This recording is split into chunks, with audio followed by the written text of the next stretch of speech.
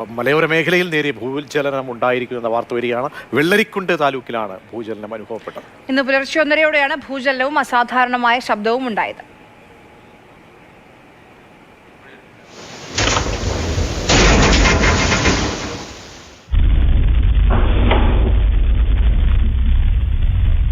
വെള്ളരിക്കുണ്ട് താലൂക്കിലെ ബിരിക്കുളം, കോട്ടമടൽ, പരപ്പ, ഒടയംചാൽ, ബളാൽ, കൊട്ടോടി പ്രദേശങ്ങളിലാണ് ഭൂചലനം അനുഭവപ്പെട്ടത്.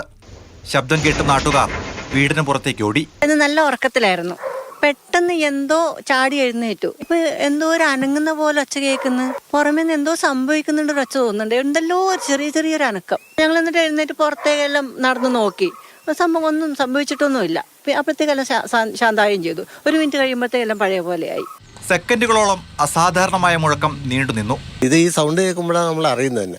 അപ്പോഴത്തെ ചെറിയൊരു കാറ്റും ഇത് വലിയ സെക്കൻഡുകൾക്കുള്ളിൽ കഴിഞ്ഞു. അപ്പോൾ ഞങ്ങൾ പേടിച്ച് പുറത്തിറങ്ങി നോക്കുമ്പോഴത്തേക്കും ഒന്നുമില്ല. പിന്നെ ഒരു 2-3 മിനിറ്റ് കഴിയുമ്പോഴത്തേക്കും കുറേ ഫോൺ നോക്കുമ്പോഴത്തേക്കും 2-3 സ്ഥലത്ത് നിന്ന് ഫേസ്ബുക്ക് ഇവിടെ ഭൂമി കുലുക്കൊണ്ടായിരുന്നു. അപ്പോൾ അന്ന് നമ്മളിത് അറിയുന്നത് ഭൂമി കുലുക്കം. പരപ്പ, മാലോം, നർക്കിലക്കാട്, പാലം കല്ല് മേഖലകളിലും പ്രകമ്പനങ്ങൾ ഉണ്ടായി. എന്നാൽ എവിടെയും നാശനഷ്ടങ്ങൾ ഒന്നും ഉണ്ടായിട്ടില്ല. അവിടെ നിന്ന് കിട്ടിയ ഒരു റിപ്പോർട്ട് അനുസരിച്ച് തീവ്രത കുറഞ്ഞ ചലനമാണ് എന്നും റിക്ടർ സ്കെയിലിൽ രേഖപ്പെടുത്താൻ തക്ക തീവ്രത അതിനില്ലെന്നും നിലവിൽ ആശങ്കപ്പെടേണ്ട ഒരു സാഹചര്യമില്ല എന്നുമാണ് അറിയിച്ചിട്ടുള്ളത്.